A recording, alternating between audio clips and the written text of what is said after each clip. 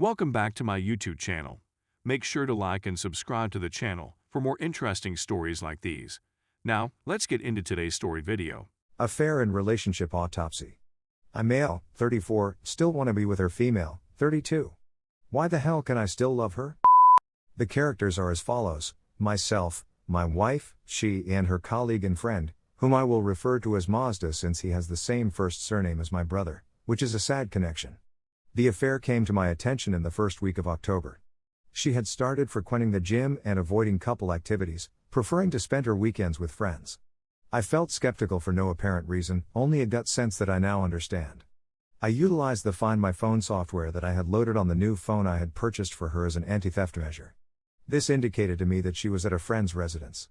I inadvertently activated the alert feature. In my opinion, it would halt all activity, and by the time I arrived with my keys, clicking to notify our car's beeper, she had long since left. I returned home. She was in the restroom at the time. I now realized she was hurriedly erasing messages and informing him that I knew and that I could be at his home acting wild. I let her know I was home by opening the restroom door. I was terrified and delighted all at the same time. Major adrenaline rush. I summoned her. "What's the deal with you and Mazda?" When she came out, she denied everything and claimed to be at the gym. My computer screen was filled with the Locate My Phone app. She was aware of it. She said that she needed to go to the grocery shop to pick up some items. She went there, and there was a bag. I began to distrust myself. The path from the grocery store to our home was not constant in terms of where I found her phone. She said that she was attempting to dodge traffic signals. She'd never gone down that road with me before, and it was our shop. I began to believe her. I couldn't reconcile the fact that she would lie to me in such an essential manner, since the repercussions of the deception were enormous, even if it was what I suspected. We'd been together for 14 years, through good and difficult times, and we'd always been one another's rock. We worked well together.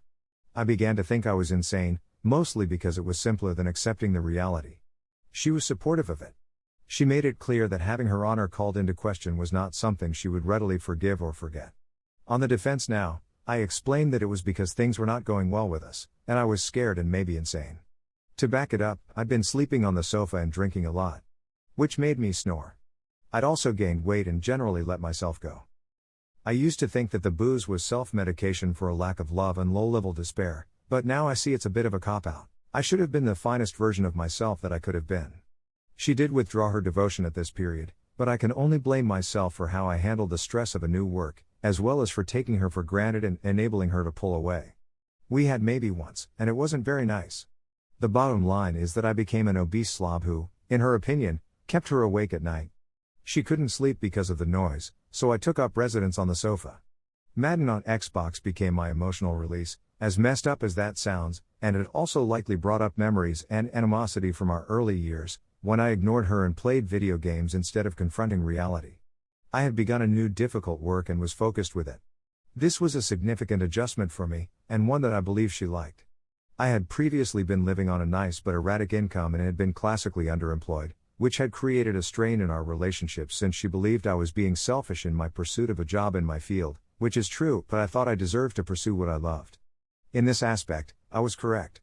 She used to like her job, but she didn't realize she had to work 9 to 5 in a difficult workplace to live the same lifestyle as me.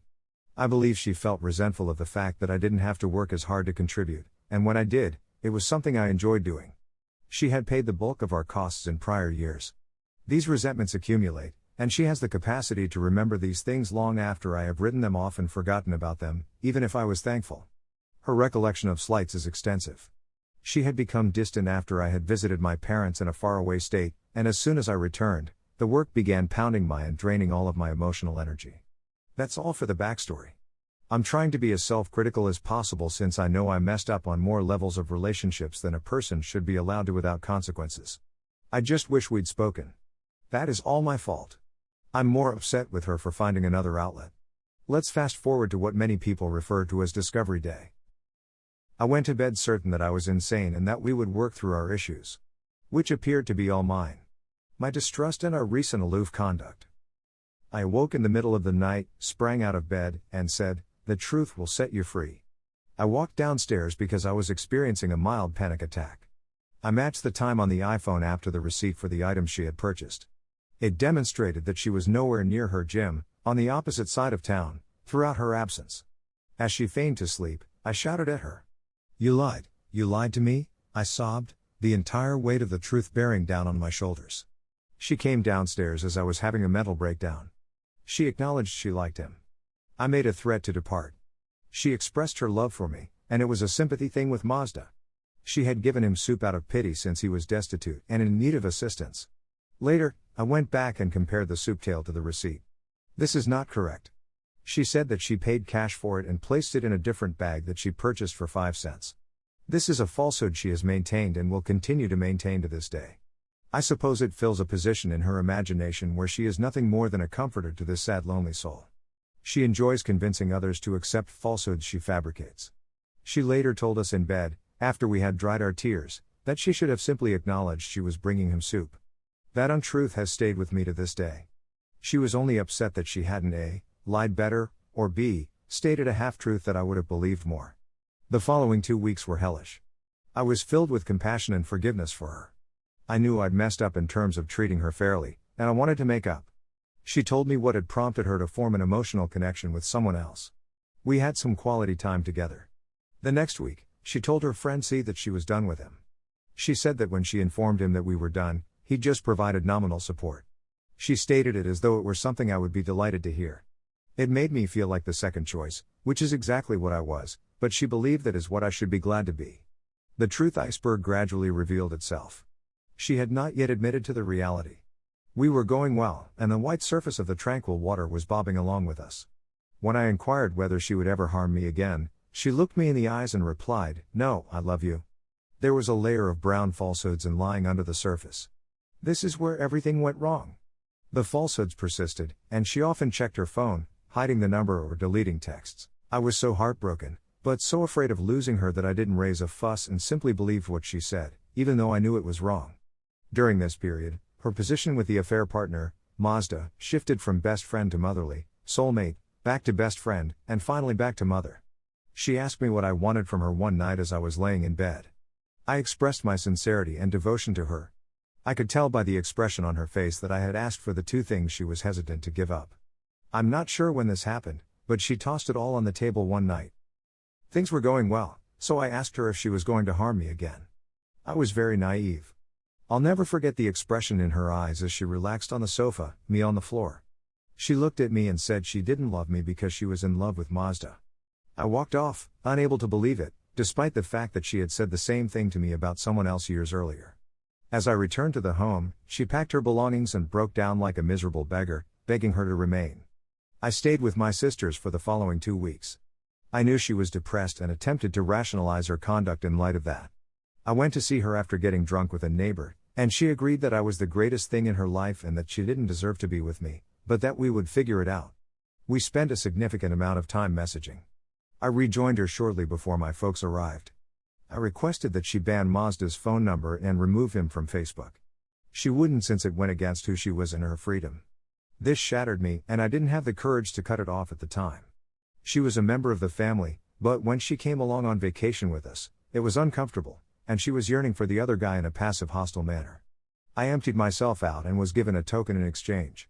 When we returned, we broke up again for another month because she wanted space. This happened around Thanksgiving. I told her halfway through that I wasn't going to take any more abuse, even though I knew I would. I approached her with the intention of breaking up with her. She was forewarned of what was to come. I told her several ultimatums that I needed to continue with her, such as money that we both shared and openness with her passwords. She was repentant and claimed to have experienced a change of heart. She complied with some of my wishes. She handed me the money. That makes me happy. I was frail. I thought she loved me, but I had no idea her heart was divided in two. She was unable to provide me with what I requested. The next week had the same results: nice text messages, reconciliation, and eventually enough for me to be strung along. This is as much my fault as it is hers. At this point, I'm also in the fog that says, despite the facts, this person will change. Let us fast forward to December.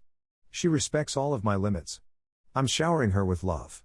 We're having average love, where she exits right after, no snuggling or reconnecting, as if she has to purge herself of me. On some strange way, I feel like I'm violating her. I'm dubious, but she's sticking to the script. Here comes my gut reaction. I sensed it and drank to acquire courage. We argue over her leaving her job. I inquire as to whether she is still in love with Mazda. She agrees. I'm not going to be able to work with it. I throw her out.